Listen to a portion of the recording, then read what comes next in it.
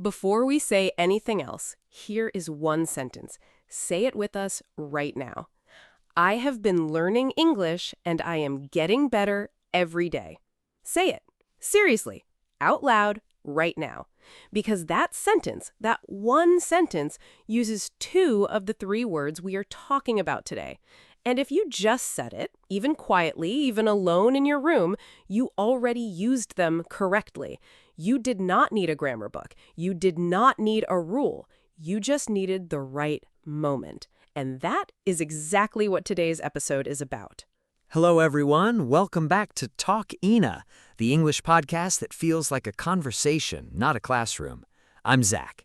And I'm Eyna. And today we are talking about three of the most confusing and most important words in all of English. Be, been, and being.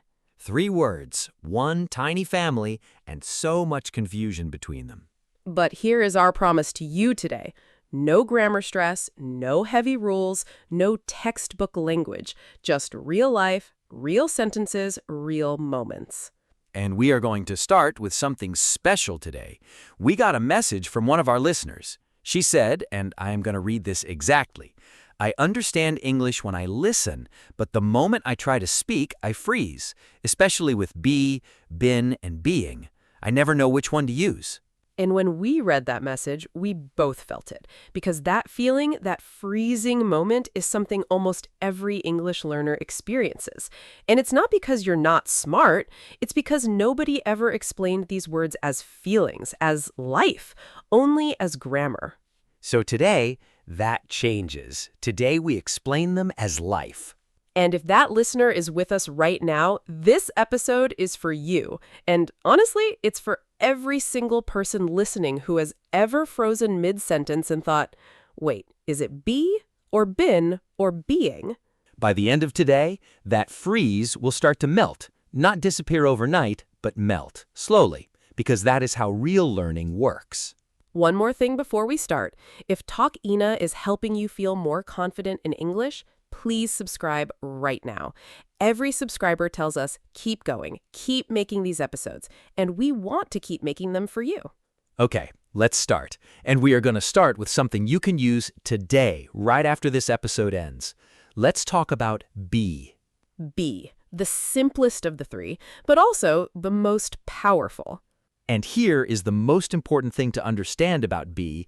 It is not locked in time. It does not live in the past. It does not live right now.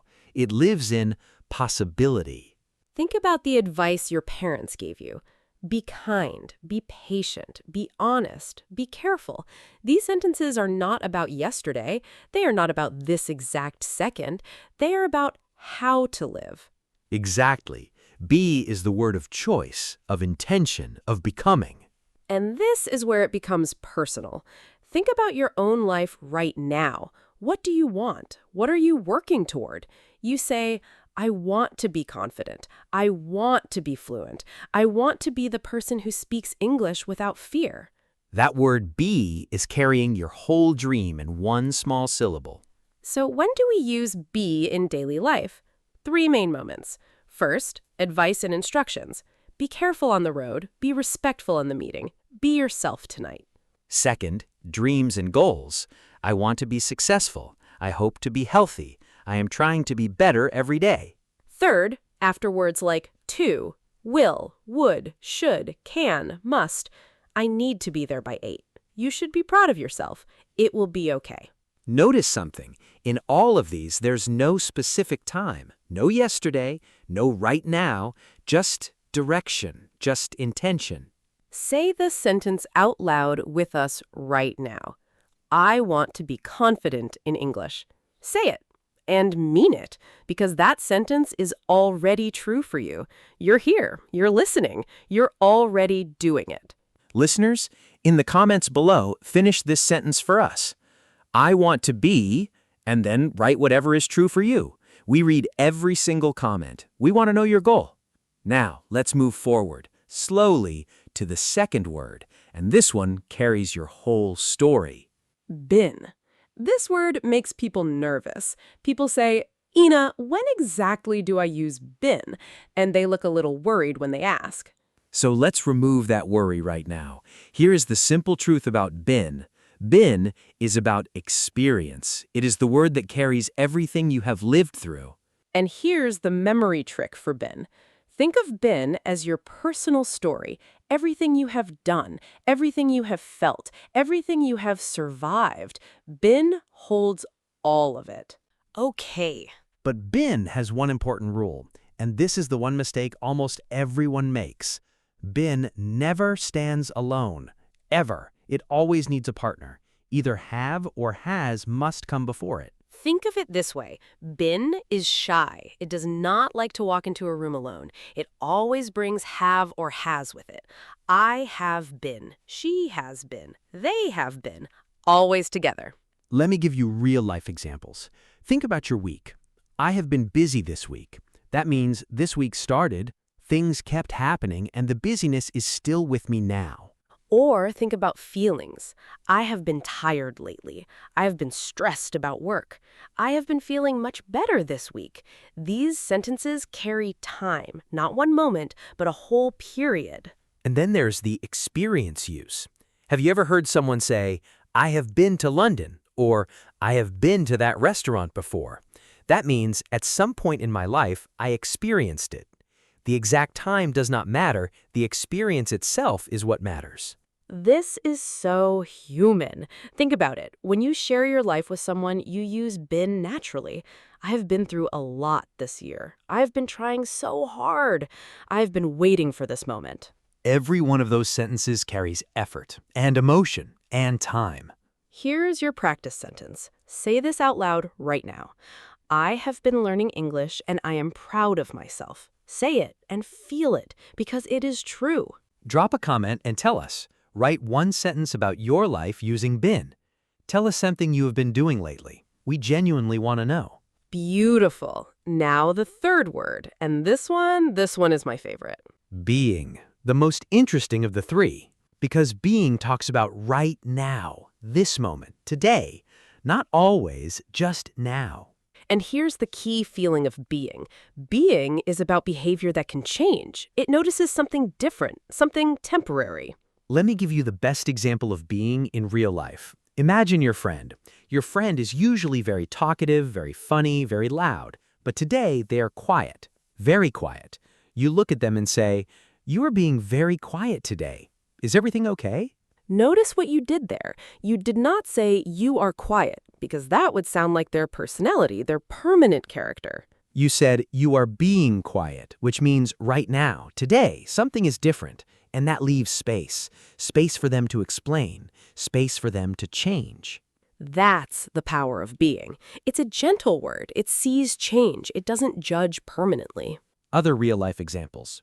You are being very kind today. The traffic is being impossible this morning. I am being honest with you right now. He is being very patient with the children. All of these temporary. All of these happening now or around now. Not forever, just this moment. And being also appears when we notice something difficult. It's being really hard to focus today. This situation is being very challenging. These sentences are honest, human, real. Now, here's the moment where everything comes together. One person, one journey, 3 words, all 3. Imagine someone just like you, learning English, working hard, trying every day. They say, I want to be fluent one day. That's be, a dream, a direction, something they're moving toward. Then they say, I have been practicing every single day for 6 months. That's been, the story, the effort, the time they've invested. And finally, I am being more confident every time I speak now. That's being, the change happening right now, in this moment. Same person, same English journey, 3 words, 3 different moments of that journey. And together, those 3 sentences tell a complete human story. Where you want to go, what you have been through, and who you are becoming right now. That's not grammar. That's life. That's English as it is actually lived. Okay, say all 3 out loud right now with us. Ready? I want to be fluent. I have been practicing every day. I am being more confident now. If you said all 3, you just used be, been, and being correctly, without a grammar book, without a rule, with feeling. Okay, Mistakes. And before we share these, we want to say something first. Mistakes are not failures. Mistakes are evidence. Evidence that you're trying, evidence that your brain is working, evidence that you care enough to attempt something difficult. Every single mistake in English means I tried, and that's always, always better than silence. So let's look at the most common ones with be, been, and being. Gently, without judgment. Mistake number 1, I'm been tired. We hear this a lot, and the thinking behind it is completely correct. The person is connecting past and present. They just need one small fix. Because been cannot be with am. Been needs have or has. The correct sentence is I have been tired, not I'm been, I have been. Remember, been is shy. It only walks in with have or has, never with am, is, or are. Mistake number 2, I'm be happy today. Again, the feeling is right. The person wants to express happiness, but be and am cannot sit together like that. You either say, I am happy, simple, present, right now, or I want to be happy, a goal, a wish, but not I'm be. One word does the job. I am happy or I want to be happy. Choose one and speak with confidence. Mistake number 3, and this one is interesting. Many learners avoid being completely. They know it exists, but they're not sure when to use it, so they just skip it. And we understand that. When you're not sure, you avoid. It feels safer. But here's the thing. Being is actually one of the most natural words in spoken English. I'm being honest. I'm being serious. You are being so kind. These phrases come up in every conversation every day. So instead of avoiding being, try it. Use it once, today, just once, in one real sentence. You'll feel how natural it sounds. And if you use it wrong, that's completely fine. No conversation in the history of the world was ruined by someone saying being in the wrong moment. English is forgiving when your intention is clear.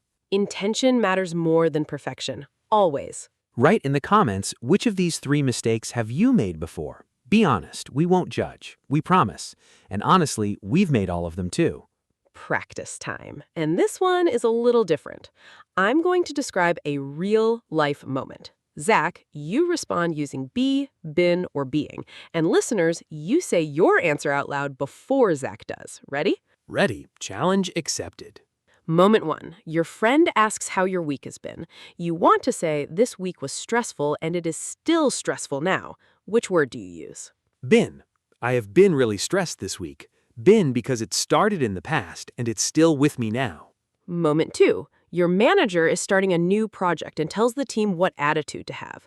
She says, everyone, please, careful with details. Please, respectful with the client. Be careful. Be respectful. Because it's advice, instruction, direction. Moment 3. Your friend is usually very energetic and happy. Today, they seem distracted and slow. What do you notice? Being. You are being very quiet today.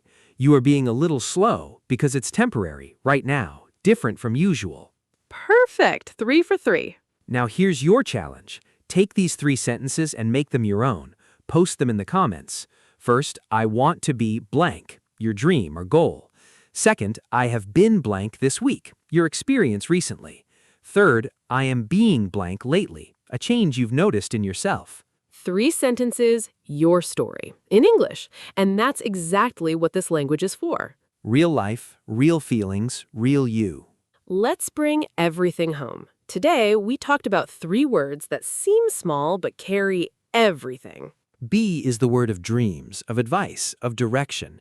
It's who you want to become, what you are moving toward. Be is always open, always possible. Been is the word of experience, of story, of time. It carries everything you have lived through, felt, and survived, and it always walks in with have or has. Being is the word of right now, of change, of this moment. It notices something temporary, something different, and it leaves space for things to be different tomorrow. Together, they tell a complete human story, where you want to go, what you have been through, and who you are becoming right now. That's not grammar. That's life. That's English as it is actually lived. And here's the one thing we want you to take from today. Learning English is not about memorizing rules. It's about understanding life, because every grammar rule in English is actually a human feeling dressed in words. Be is hope. Been is memory. Being is presence. And you need all three, in English and in life. If today helped you feel even a little less afraid of these three words, please give this episode a like. It takes 1 second and it means the world to us.